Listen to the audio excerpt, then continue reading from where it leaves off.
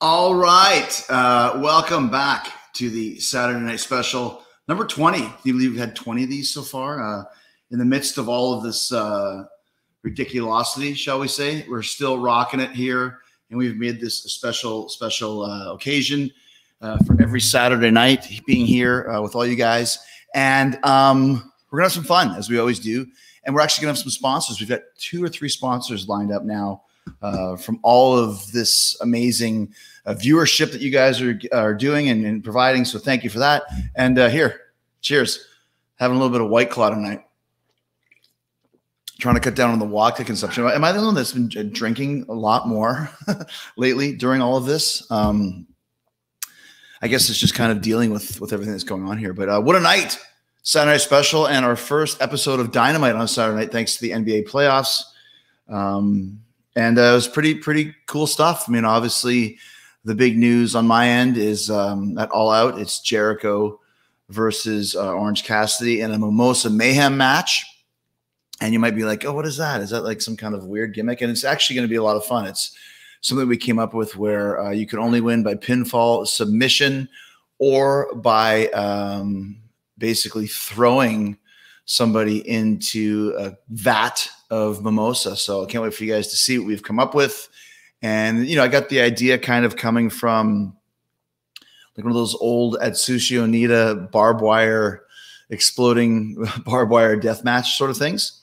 And, you know, a lot of suspense or like kind of a battle royal getting thrown out, holding onto the ropes and that sort of thing. And of course, if someone's able to throw the other into the pit, the vat, the container of the mimosa, then they're the winner. So of course it makes perfect sense for the storyline of this feud with Orange Cassidy. Obviously he's orange juice and I'm a little bit of the bubbly, the champagne. So we're trying to think of some cool ideas, and that popped in my head, and I thought it'd kind of be a fun match that could have a lot of kind of twists and turns and false finishes and that sort of things to it. So be looking forward to that. And of course, also the big Cody Rhodes losing to Brody Lee, which is a huge win for Brody. And I was a big fan of his from the start. And the moment that he asked for his release from the WWE, I guess about a year and a half ago, I contacted him, and of course, they never gave him the release. So he went on his merry way. And the moment he actually did get his release, we made sure that he came to work for us. There's a lot of pluses for him. We love him. He's great. And in 2015, I worked only house shows. I didn't want to do TV. And I remember asking Michael Hayes, "Do you think I could only be able to work house shows?" He's like, no way. And I went and asked Vince, and Vince's like, yes, you know, any Jericho is good Jericho. We're excited to have you in any capacity. So I think I worked like 50 or 60 shows that year just for the live events. And the majority of my matches that I had were either against Cesaro or Luke Harper, who was, of course, now the new Brody Lee. So great to have him with us. And Cody is hurt, and I don't know if he's out or what's going on, but looked like a pretty serious injury story to me. So a very Empire Strikes Back episode of AW Dynamite this week. And of course, we waterboarded Orange Cassidy with the champagne. So if you haven't seen this stuff, because I know we were preempted, which is kind of a drag that we were preempted, but that's what you get when you're on a major cable network where the NBA is kind of one of the big the big guns on the network. So they, you know, we get preempted for a few weeks, but we can't worry about that. All we can worry about is putting on great shows and having great matches, great storylines. So that's what we're going to do. Put us on at 2 o'clock in the freaking morning, and we'll still have a great show. So want to say a couple things. One, Dale Howardchuck passed away over the last week at 57 years old. Now, Dale Howardchuck was one of my heroes when I was a kid. They're probably the greatest player to ever play on the Winnipeg Jets. And when I was a kid, he was so good. And he was kind of the third best in the league, right behind Gretzky and Lemieux. And if Dale had played in a major market, he would have been a way bigger name and a way bigger star. but he played with Winnipeg for a good, 10 years or so. And had Winnipeg not been in the same division as the Oilers, Gretzky's Oilers, I think the Jets would have done so well in the playoffs those years, maybe even making it to the Stanley Cup Finals, or maybe even winning a Stanley Cup. But unfortunately, they always had to go up against Gretzky's Oilers. I think Gretzky has the most points per team versus the Winnipeg Jets. So, but Dale was just a great player, and he provided a lot of great moments for me as a Winnipegger. And he was part of the great team that we had. I think it was 1985 when 6 players on the Jets scored at least 30 goals, which was just amazing. It still is. You never see that in a team that gets that many players scoring 30 goals. So anyways, Dale had cancer, and then he beat it, and then it came back, and that was it. It kind of took him really fast. So 57 years old, obviously way too young, but just one of the best players that I've ever had the pleasure of watching, and probably the best player to ever put on the Winnipeg Jets uniform. So RIP to Dale Howardchuck. And then yesterday found out about the death of Frankie Banali from Quiet Riot, which was a total drag because Frankie was a great guy. He actually was on Talk as Jericho with Rudy Sarzo, talking about the Quiet Riot documentary. Now You're Here, There's No Way Back. And it's a great documentary if you haven't seen it. And Frankie also had pancreatic cancer that he got a few years ago. And then he was only supposed to live for 6 months, lived for 18, true rock and roll spirit. And he passed away. And once again, when I was a kid, Quiet Riot was huge. I remember that's one of the first bands I can ever remember listening to. And this is back like in 1983 or something like that. And if you ever want to see a great gig, if you haven't seen Quiet Riot live at the US Festival, the US Festival was an amazing show back in 1983. It has about 4 or 5 days that ran, and one of the days was the Heavy Metal Day, and it was headlined by Van Halen. They got paid $1 million for the show. I remember that was the big controversy between Van Halen and the Clash, because the Clash didn't think any band should be making $1 million, and Roth was like, you know why the Clash doesn't think any band should be making $1 million? Because they're not making $1 million.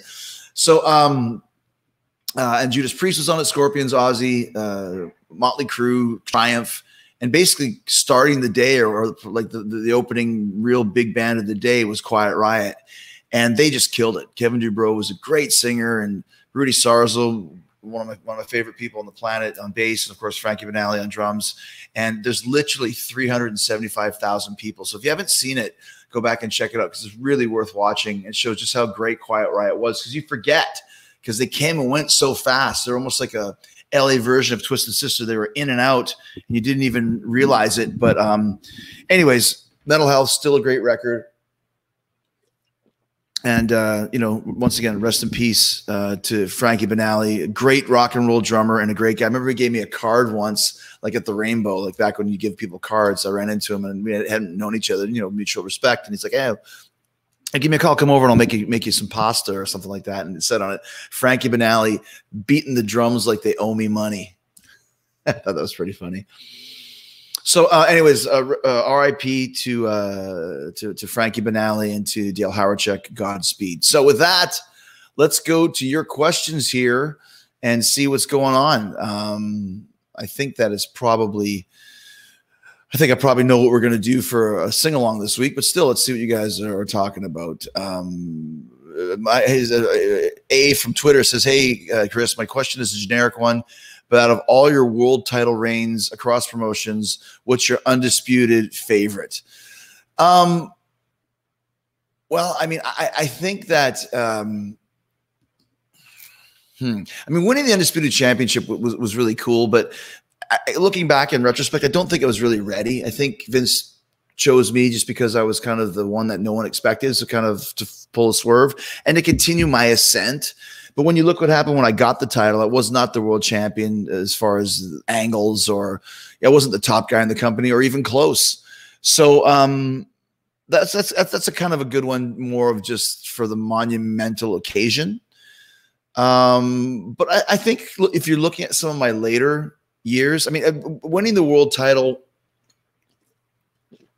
from The Undertaker in the Elimination Chamber, that was the last time I ever won the WWE World Championship.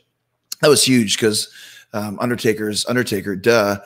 and I hadn't won it for. It was funny because I won the title like once and the WCW title twice back in 2001. It took a long time. I think 2007 or 8 is when I finally won the world title again, and I won it 3 times. Twice from Batista and once from Undertaker. So winning it from the Undertaker was an amazing moment.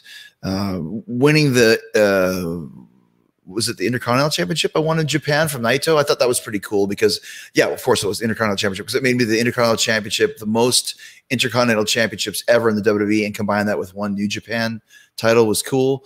But I got to be honest with you, winning the AEW World Champion and being the first AEW World Champion was an amazing moment for me for so many reasons. I mean, we had started this company from scratch, off the ground, and to kind of see how big it was growing and to be the kind of the face of that right off of the bat was a pretty cool, vibe. So really enjoyed that and really enjoyed everything that we're doing now in AEW. So thank you for that question. Terry from Twitter said, do you know any, from Twitter, from Facebook, do you have any good stories from the Palomino Club in Portage Avenue? Palomino Club in Portage Avenue was a place in Winnipeg where we used to wrestle in the parking lot. They would put up a ring there and you would have matches with people watching, and then we do TV tapings there. And I remember plenty of times working there. I remember working there with Lenny St. Clair, who is now Dr. Luther in AEW. And something happened where he was supposed to put someone through a table. And before that, the guy fell through the table by mistake. And it was a real wobbly, shitty table because we were wrestling in a parking lot. And this is like the 4th match of the day. And I remember the local guy fell through the table, and I said to Lenny, or he said to me, fucking jobbers. And that was back in 1992. And to this day, all I got to say to Lenny is effing jobbers. So he said, and we start laughing. So I don't know if that's a great story or not, but they always took care of us, and we always had a great time at the, it's funny, when you think about those things, it meant so much back. The guy went to the table. He's not supposed to go to the table. All right. Sal Hoff says, what's your favorite match that you were part of in any company? Well, I say in WWE, probably my favorite is still Jericho versus Shawn for the world title in the ladder match. Was it 2009, maybe 2008, 2009? And the reason why is because, I've said it before, but the Shawn versus Jericho, the famous feud that went basically 7 or 8 months, was just supposed to be a one-night thing. And because Shawn and I had nothing else to do, as far as I had nobody else to work with, we thought, well, why don't we just try and make this longer and see how long we can have it go? And that's what we did, and turned it into from this one night only feud throwaway thing to the hottest angle possibly ever. I mean, Jack Lanza says it's the best angle that he's ever seen being involved in WWE. And that guy was there for so many years. And I got a little red spot there. Is it right there? Sorry, I should have covered it up. And I just think it just shows how when you tell a great story, and that's what wrestling's all about, is telling a story, is just how we're able to build up this amazing like I said, this whole feud, I guess you would call it. And the fact we're able to take it all the way to a world title match. I just thought that was just a really cool example of how a storyline can click and just take things from one level to the next. In New Japan, I love my match with Tanahashi. As great as the match with Kenny was, the Tanahashi one just blew me away. I did not know what to expect. Really, really loved it. Thought he was just a great performer. He really, he's just a master at doing a lot of little things that are big things. If anybody knows anything about wrestling, it's the little things that make you great. And Tana is definitely one of the best. So that was cool. And in AEW, probably the match I just had with Moxley, where he won the title for me back in February, back before the world went crazy. And I just really liked that match. I like the whole storyline behind it, and I'm really enjoying the storyline with Orange Cassidy. I'm excited to show you guys the Mimosa Mayhem match and see what you think about that. And got lots of other ideas as well. So cool things coming up. All right. Let me see what else we got. Did William Moody have any influence on your career? Did he help in any way? Spoke to him a few times. And he was a funny guy. Any stories? I didn't really know Paul Bearer too much, but I know that super friendly guy. That's the one thing. He's one of those great names, you know, that people you know, talk a lot about it. And he's just such a weird, creepy character, but he always was just friendly. Like you would never expect that. Or I guess you would. Why wouldn't you expect to be friendly? He's not really a dead guy, but Seti says, what do you imagine a feud versus Bret Hart would have been like? Wow. I would have loved to have worked with Bret Hart. He's one of my favorite of all time. Especially, it's funny when you go back and watch some of these guys. Like when you hear the names and you hear the lip service of, oh, you know, well, Flair's the best, or Shawn's the best, or Bret's the best, or whoever you want to say. When you go back and watch these guys in matches, like, man, these guys were really good. This isn't just, you know, these guys were excellent, excellent performers, you know. And a great example of that is Dean Malenko. If you haven't seen Dean Malenko's work for a while, just go back and watch it and just see how smooth he was at everything. Everything was just looked so great, and it just was it's fun to watch him. And I think Bret was the same like that people kind of forget about Bret and about what he was like. And once again, very, very smooth and just an excellent performer. So I think if I was working Bret now, it would probably be amazing. If I was working Bret 10 years ago or 15 years ago, I don't know if I would have had the confidence that I do now, but you know, it's like one of those video games. I'd like to have Chris Jericho at his prime. What would you expect Chris Jericho's prime to be? Like, to me, it's now, you know, over the last few years versus Bret Hart in his prime, which would 97, 98. You probably could have a pretty killer match. So there you go. What did you think of the Thunderdome? I loved it. I loved the presentation of it. It looked great. I think it's great that the WWE got out of the Performance Center.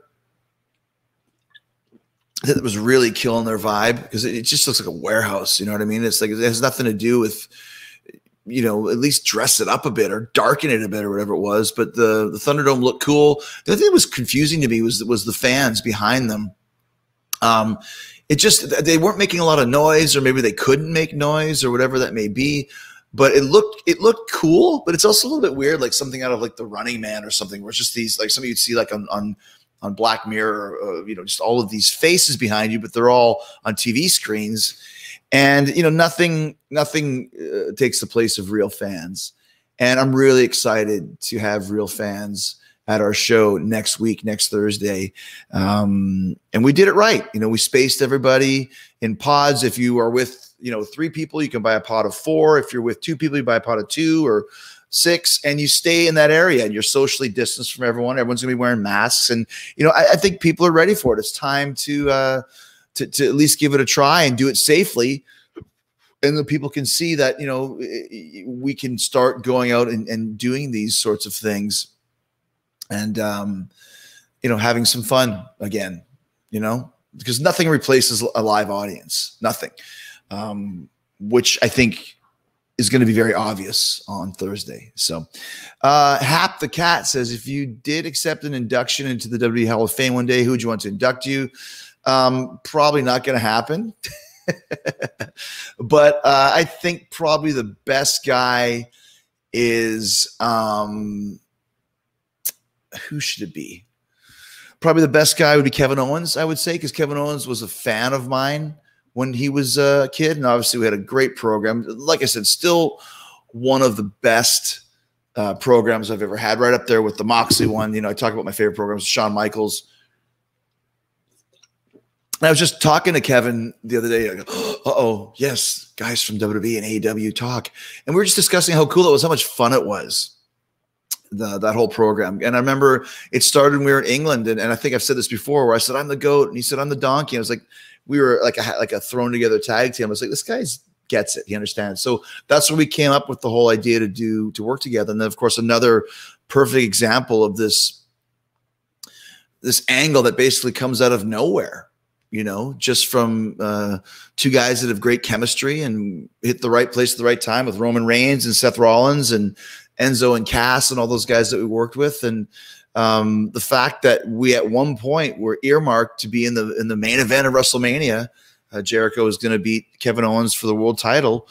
That shows you how critically acclaimed that The Office thought that the feud was for a bit.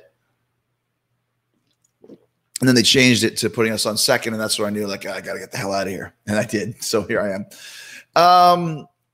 Wow, this is a good question. What would you tell Eddie and Chris right now if you had one last chance to speak to them?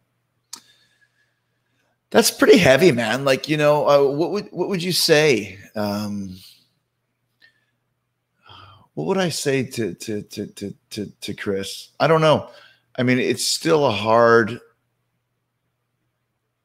subject. You know what I mean? What would you say? I mean, call me. You know what I mean? What would I say now or before? Now would be like, I don't really know what I would say to Chris, but I would just say, hey man, I miss you. Wish you're still here. And you got a great couple daughters and you got a great wife and everyone still loves and misses you. So that'd be something I'd say to Eddie. And then I'd call him a Putillo Falso, which I don't even really know what it means, but he used to call me that sometimes. Putillo Falso. Eastern Dreamer, what do you think is the one Fozzy song that is the most underrated? You think it needs more love? I think if we were kind of in the radio game back in 2005 and 2012, now here we stand with 5 top 30 songs, 3 top 10s. I think that Enemy should have been a radio hit. And Sandpaper. I think Sandpaper had a lot of hit potential, but we just didn't have, you didn't have the presence for the radio game there. Lights Go Out probably could have been better. I think Judas could have probably been higher, but that's fine. And then songs that aren't Elevator. Elevator should have been released as a single. I think back in the day, like if you're talking about Hysteria or like In Excess Kick, those types of records, they had like 6, 7 singles. Like just insane how many singles there was from those albums. It used to kind of be that way around that time. So there's some big, huge records that you could just count. Like, oh my gosh, I think, Dr. Feelgood, I think had 5 singles, So I think if we were in the days when you would do, 4 or 5 singles, I think Elevator could have been a huge hit.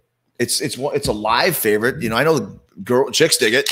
Girls love that tune, and I do too. So I would probably say Elevator is the most underrated Fozzy song from a radio hit potential. And I think probably the best Fozzy song that not a lot of people know, gosh, there's a lot of those. Wordsworth Way, I think, is an amazing song.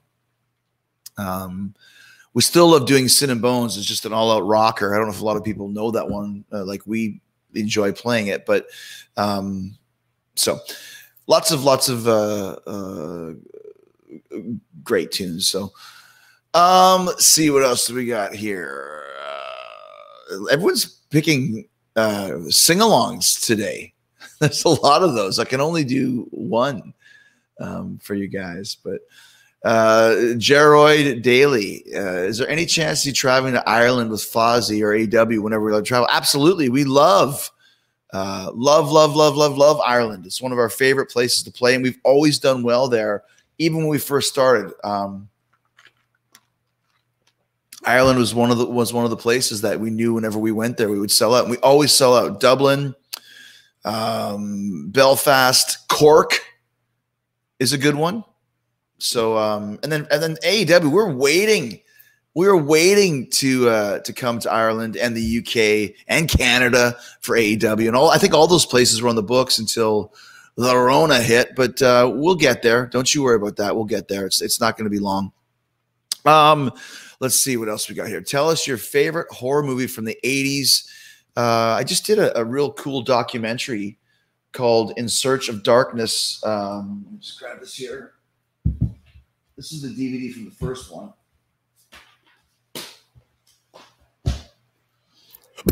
It's called In Search of Darkness. I just kind of hosted In Search of Darkness 2, which I think is coming out in October. So that was a lot of fun. Talked a lot about my favorite movies from the 80s. And you always got to go to, you know, Sleepaway Camp 2 and Basket Case and, you know, Reanimator and, you know, those type of movies are always cool.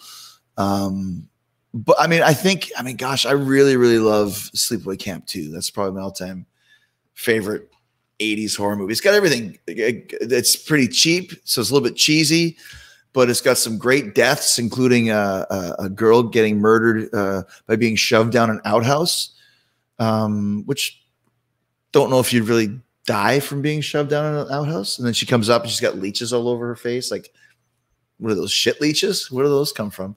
And of course, it's got a theme song by Anvil, which is amazing. Always want to have some Anvil involved. So it's really worth checking out. If you have not seen Sleepaway Camp 2, I highly recommend it. It's also starring Pamela Springsteen as the killer, Angela Baker. And Pamela Springsteen, yes, she is Bruce Springsteen's sister. So now you got to watch it. All right. Other than Judas, what's your favorite entrance music? And that comes from Los Munchi Fuerta. I've had a lot of good. I mean, obviously, Break the Walls Down is a classic too. But in my early days, my very first Ring song was Poison, Unskinny Bop. Think about that one. It was like my second or third match. One day they put it on, and for some reason the tape played backwards. So it was like, that's what I came to the ring with. So I was like, you know, Spaceman McGee or, you know, Dazed and Confused Chris. And then I moved it to Overnight Sensation by Firehouse, which was a good one. And as a matter of fact, I played that my first tour of FMW. And I remember we were leaving in the morning to go back to the airport, and they forgot to deliver my Overnight Sensation cassette. And the whole bus was waiting for them to go to their, you know, office and come back and give me my cassette. I remember Mark Starr, he's passed away since. He's like, "You stupid motherfucker. I would have bought you another Firehouse cassette." And I never even thought about that. Like, oh, wow, I could have bought another one. But back then, $10 was $10. So I used that. I used, of course, Rock America by Danger Danger. We used that in Smoky Mountain Wrestling, which not a favorite of mine. I used White Zombie. What's that song called again? I used that song before ECW did. And then I used Electric Head. I just set up yours, baby. That was a pretty cool one. And I used that when I was in Japan. But I love the fact that it said, I just set up yours, baby. So there's quite a few of those types of songs I use. And when I first went to WWE, I brought Thunder Kiss 65. Was right then. And when I first went to WWE, I took a couple cassettes to them, like what kind of vibe do you want to come to the ring with? And of course, it was very hard rock, like downtown. I think down, final lounge, down. And I sat with Jim Johnson and Kevin Dunn. And I remember Kevin Dunn told me, "You're gonna have double pyro. You're gonna have more pyro than anybody else has ever had." When you do your entrance, WWE, of course, did it right. You know, they have everything is planned out and very meticulous. This is a big vibe. You know, it's a big deal to have Jericho here. And so a big part of that, of course, is your ring music. Your ring music has to fit the vibe of the character that you're playing. And somehow Jim Johnson was like, "Nah, I'm thinking more of kind of like this Rage Against the Machine type of thing," or whatever his idea was. And of course, this is 1999, and I was wanting to still be 1989 as far as what kind of music I like. Not that I was behind the times. I had all the current music, but I just felt that type of vibe was better for me. And they came up with Break the Walls Down and the whole vibe of it, and it became historical. And of course, I used that for my entire tenure in the WWE, except for I had one there's a Saliva song and a couple. They would do these collaborations with, you know, whichever musician it was. I never really cared for any of those, but I got Zakk Wylde and Black Label Society to do a version, and I thought it was great. And I played it for Vince, and Vince hated it. He said it was boring.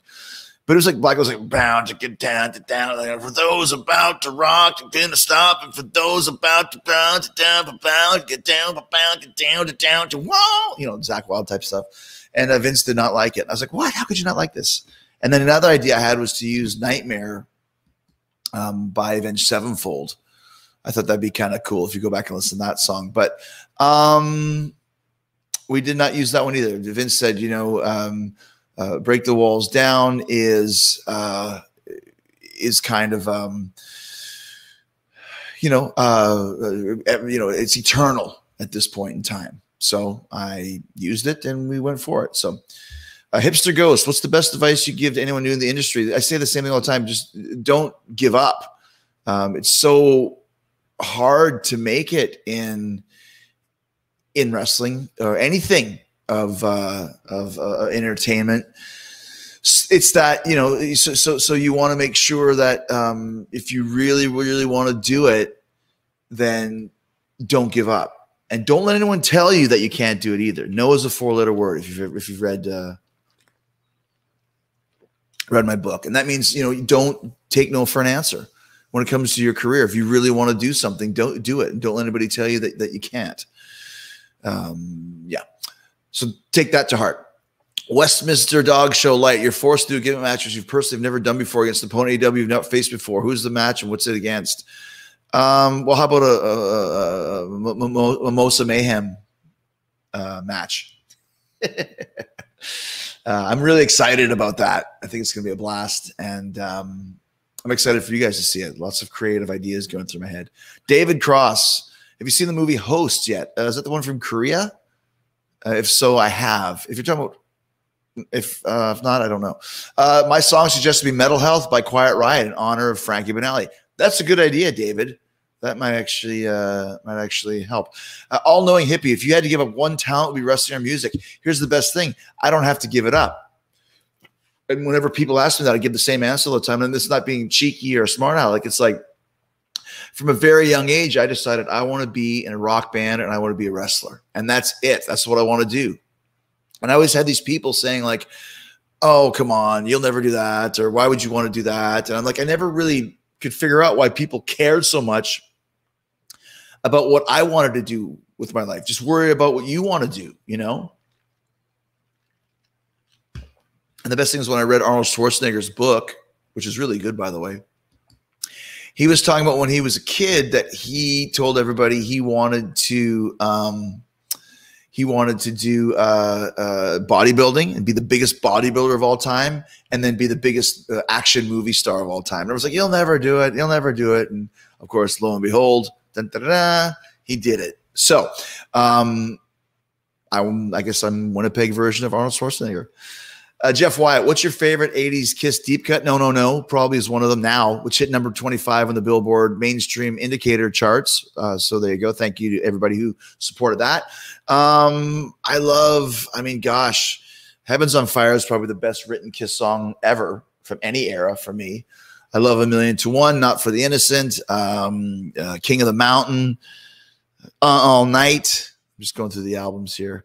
My Way, I'll Fight Hell to Hold You, Heart of Chrome, obviously. Gosh, King of Hearts, Silver Spoons, Forever. There's so many of them. Unholy, I Just Wanna. There's a lot of great ones that I really enjoy. So Walter said, me and Lise want to do, last minute Lise want to do Sunglasses at Night for a sing-along. That's a good idea, but I think we're going to stick with the Frankie Banali tribute for sure. Oh my gosh. Lots of cool stuff. Do you have any stories to share about the famous Safari Club at the Sheraton BWI Airport? Well, yes, but nothing I can say here for you. All right, Spewy Mems, which is a great, thank you, Spewy Mems. Does some great work on our Winnipegger show. If you guys haven't seen that, you should go back and watch that one. If you have some time, that's the doppelgangers that we have. Gordon Ramsay was mine.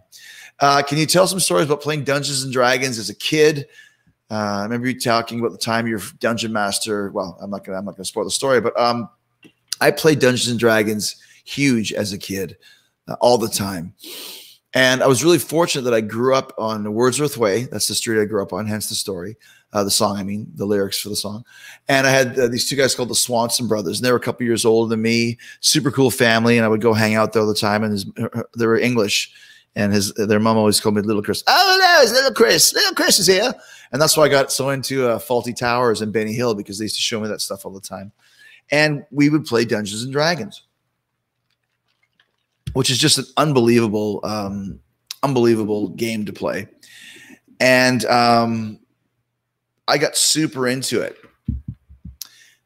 And I had Haltane, who was a paladin. Now, I don't know if you guys know anything about Dungeons and Dragons, but a paladin is kind of not a wizard, not a warrior, but someone in between. Now, Haltane Crescent was a street near my house. I just thought Haltane's a cool name. So what Dungeons and Dragons is like is you create this alter ego and you get super into it. He's your guy. It's like having not a pet. It's like having your friend. It's like your best friend, you know? And I played Haltane, and as you go further up the ranks, you get more adventures and you get more money and more hit points, which is life, and you get stronger and all these different things. So by the time after about a year or so, Haltane was the shit. Like he was really tough.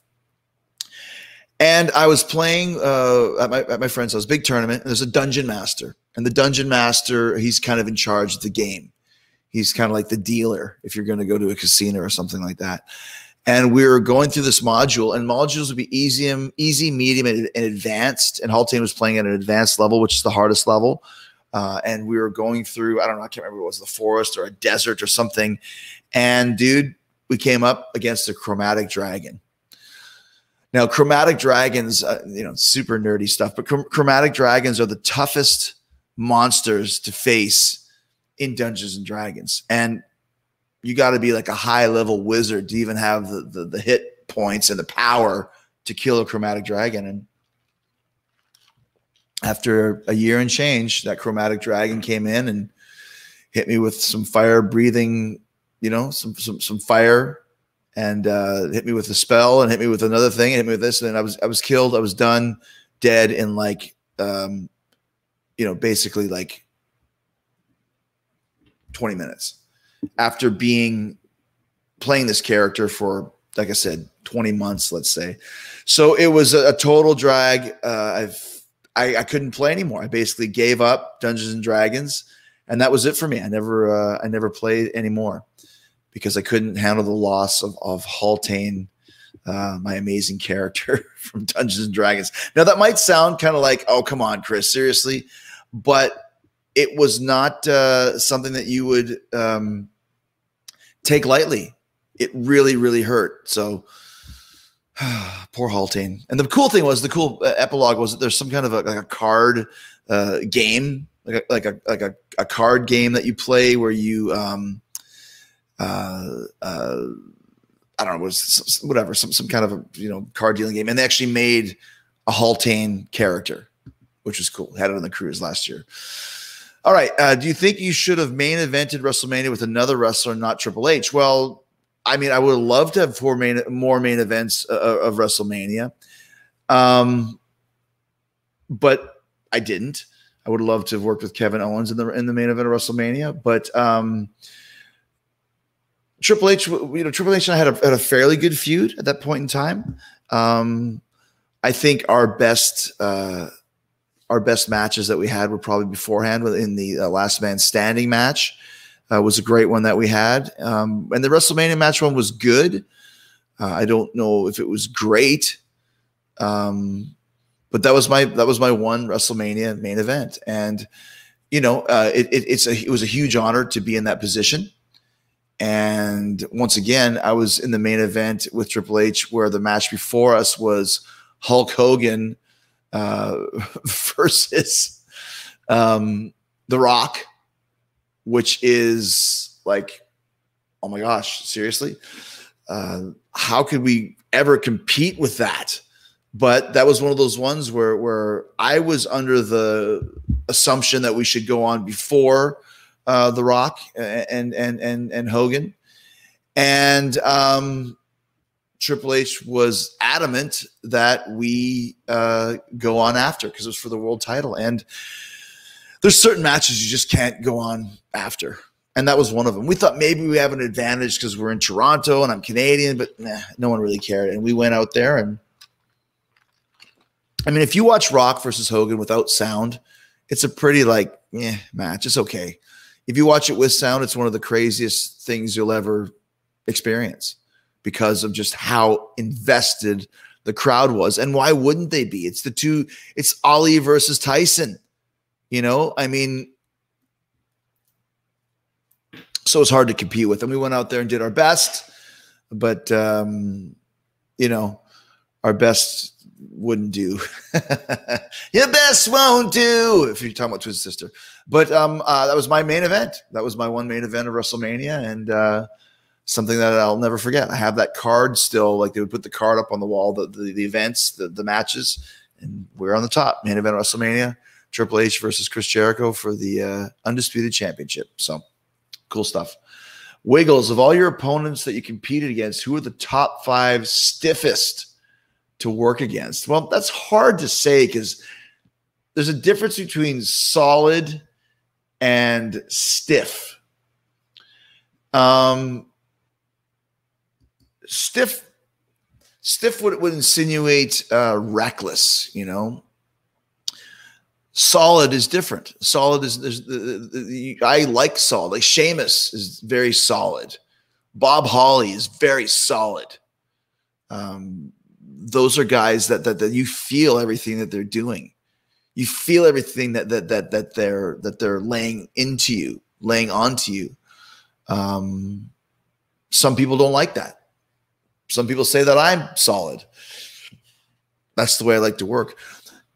Stiff, I mean, there's certain guys Mark Henry, I liked working with him, but he wasn't stiff, but he's such a big man. I remember one time I had to give him a code breaker on the floor. That was Michael Hayes' idea. It was like, why don't you give him a code breaker on the floor? I'm like, all right. And I do it. Like, Mark Henry's like, I don't know, 350 pounds. I do the code breaker. And it's basically, I'm picking up and basically pulling him down on top of me for like crunch.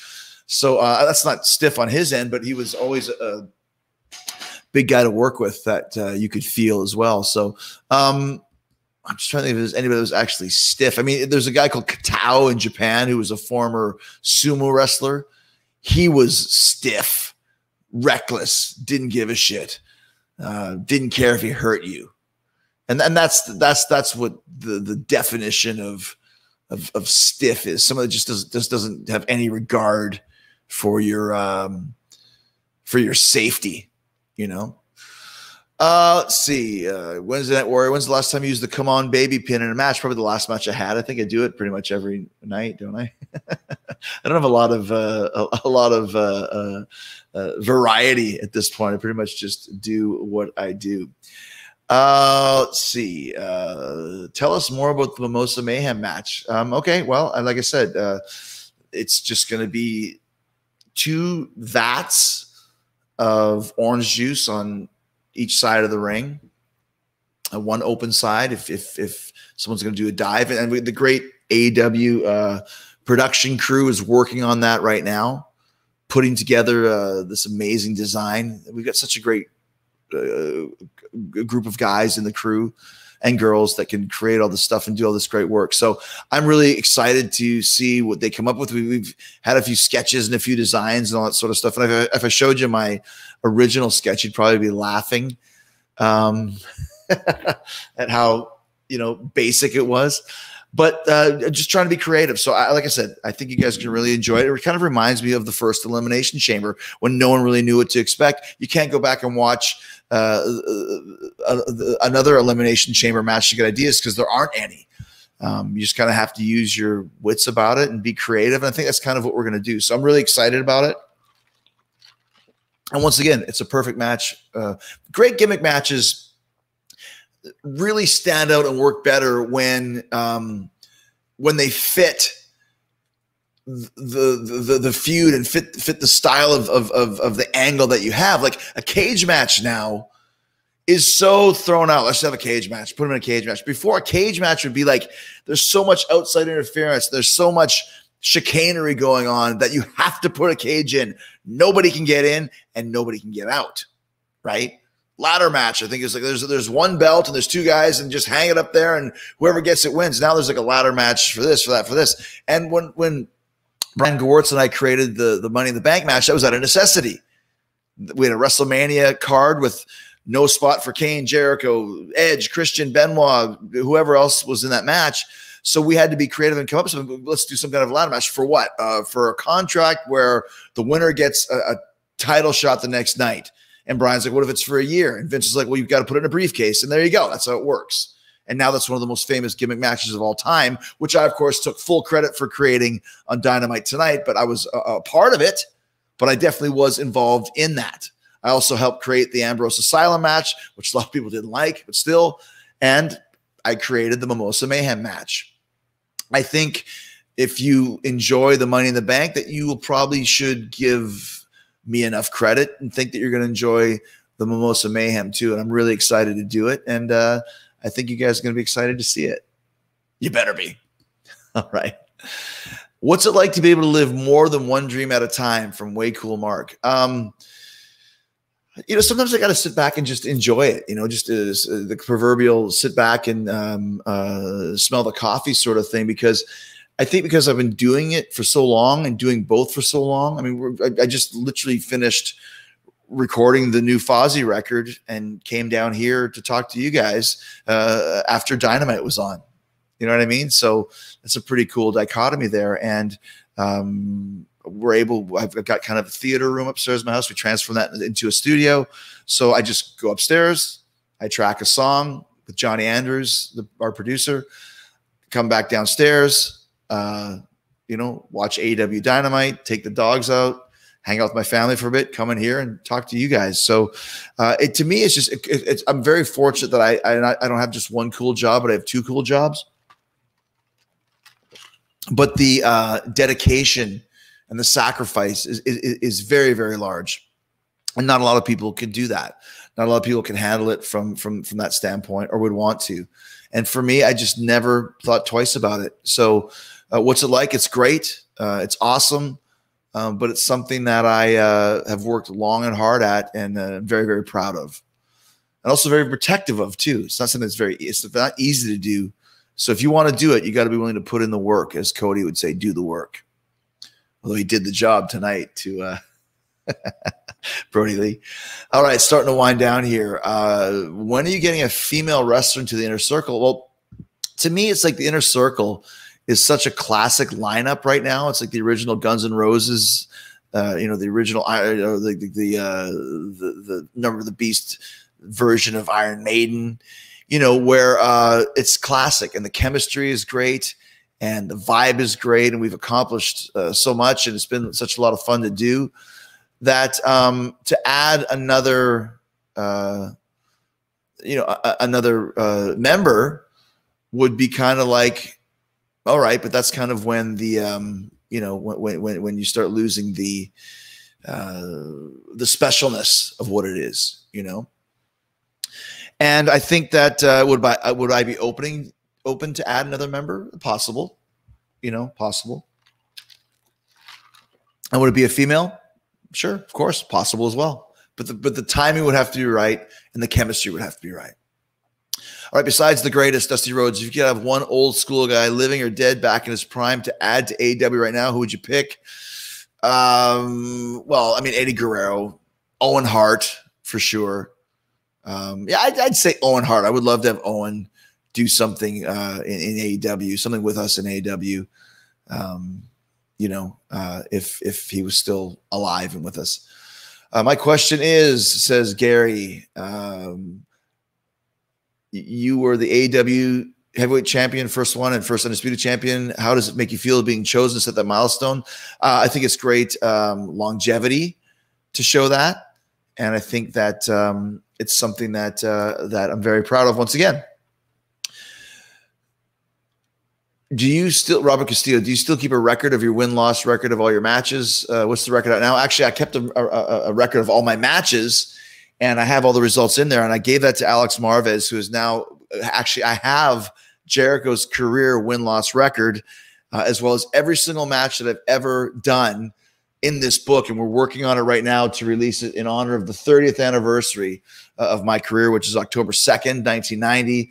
And I don't think anybody else, I've talked about this before here on the show, has that type of historical reference book of their entire career. So we're going to have a lot of fun stuff. Top 10, Madison Square Garden matches, top 10 best matches, top 10 worst matches, top 10, opponents. And then we'll also, of course, put in there, top 10, or not top 10, we'll put in the entire win-loss record. So I think it's going to be fun. Like I said, the reason why I really wanted to do it is because it's somebody that no one's ever had that before. So there you go.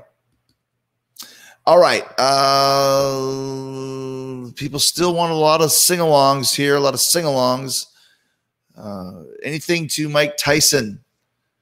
Yes, of course. We're still talking to Mike, and we will figure it out one way or another.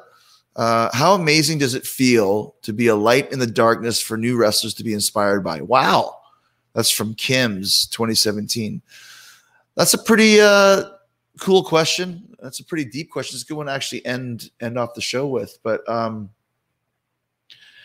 I mean, I think, when I started, I was influenced by Ricky Steamboat, Owen Hart, Shawn Michaels, Hulk Hogan, Randy Savage, those types of guys. And then those guys were my lights in the darkness that I looked up to. And I had the pleasure of meeting all of them, and they were all great to me, some more than others. I obviously got to work with Hulk and work with Steamboat, work with Shawn, and I learned a lot from them, learned a lot about being in the ring with them, learned a lot about stuff out of the ring with them.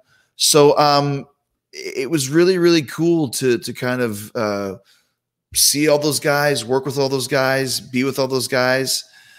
And I think now I'm kind of in that position. So I take great pride in that. And I think that you have to take great pride in that, because when you influence somebody to the point where they're excited to meet you, or they're excited to have a match with you, or whatever it may be, once again, it's something that's very, very to know you influence somebody, influence somebody's life, influence somebody's career, influence their career choices, their career path. And that's one thing I found very invigorating when I came back to WWE in 2017, is that I was getting a chance, 2016, I was getting a chance to work with Kevin Owens and Seth Rollins and, Enzo and Cass and all these guys that were big fans of mine throughout the years. And that was really, really cool. And that also made my career so much more vital and so much, more relevant, because it showed me that I could also learn some new things from some of these guys that were, kind of on their way up, but that were influenced by me. So it's a real honor, and it's something that I don't take very lightly. And it's something that I think is one of the reasons why AEW has been such a success, was because of that type of respect that those guys have for me, and that I have for them. All right, so there you go. That's the big story there. And we are going to go to the sing-along now in honor of the late, great Frankie Banali by Quiet Riot, from Quiet Riot, who just passed away yesterday and was a really great guy and a lot of fun to hang out with. We're going to do Bang Your Head. I think we should do that. You guys want to do that? Let's give it a try. Let's see how it goes. All right.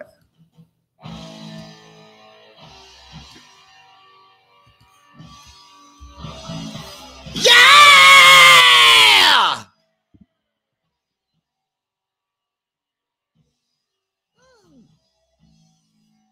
Wow!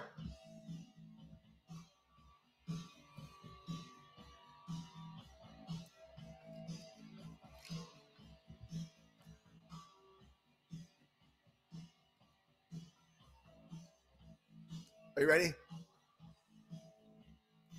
Here we go. Well, I'm a axe grinder, pile driver. Mama says that I never mind her. Got no brains, I'm insane. The teacher says that I'm one big pain. I got the laser, 6-string eraser. I got a mouth like an alligator.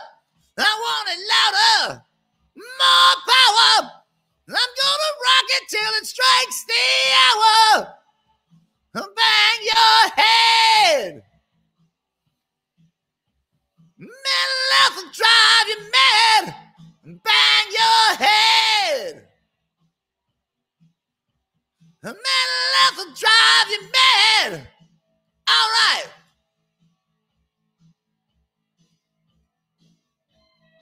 You ready? Here we go. Whoa, I'm frustrated, outdated. I really want to be overrated. I'm a finder, I'm a keeper. I'm not a loser and I ain't no weeper. I got the boys to make the noise. Won't ever let up, no bit of noise. You and join the pack, feel the crack. And now you're here, there's no way back. Bang your head. Mental health will drive you mad. Bang your head. Mental health will drive you mad. Mental health will cure you crazy. Mental health will drive you mad. Mental health is what we all need. It's what you're gonna have. Yay!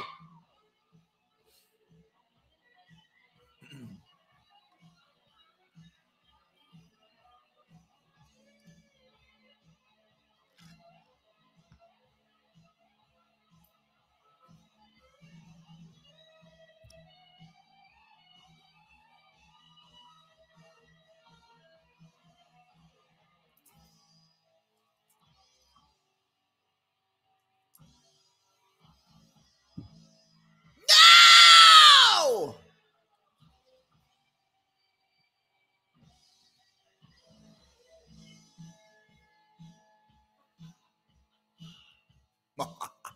Frankie.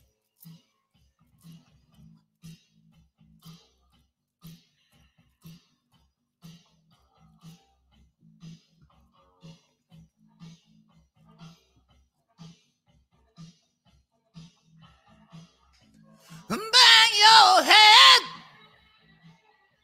Wake the dead. We're all mental mad. It's all you have. Bang your head. And wake the dead. Oh. Mental health.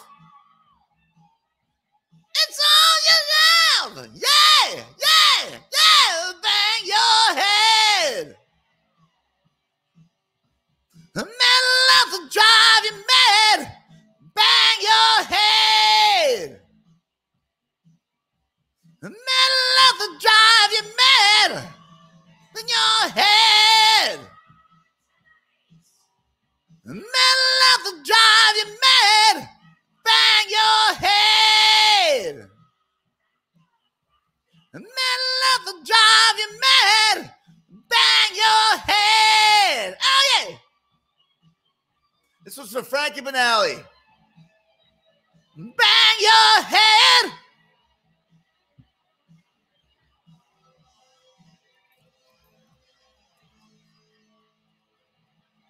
All right. Good one. Good sing along there. Love it. Thank you guys so much for joining us here again tonight for the Saturday special. Always a pleasure to hang out with you guys, and thank you so much for allowing me into your house as we had a couple drinks together and had a lot of fun. So a lot of crazy requests here for sing-alongs, like so many. So thanks, you guys, for sending in so much questions and sing-alongs and for being with us. So Payne says, top 5 tag teams you'd like to see in AEW. Oh, my gosh. Of all time, let's go. The Rockers, the Rougeos, I don't know, Heart Foundation, the Fantastics. The Fantastics were a great team. I thought super underrated. Always loved Tommy Rogers. Really, really great, great performer there. And the 70s. Oh, favorite movie from the 70s. Geez, I'm going to go with Slapshot, Blues Brothers. Blues Brothers was 1980. So I'll say this Slapshot.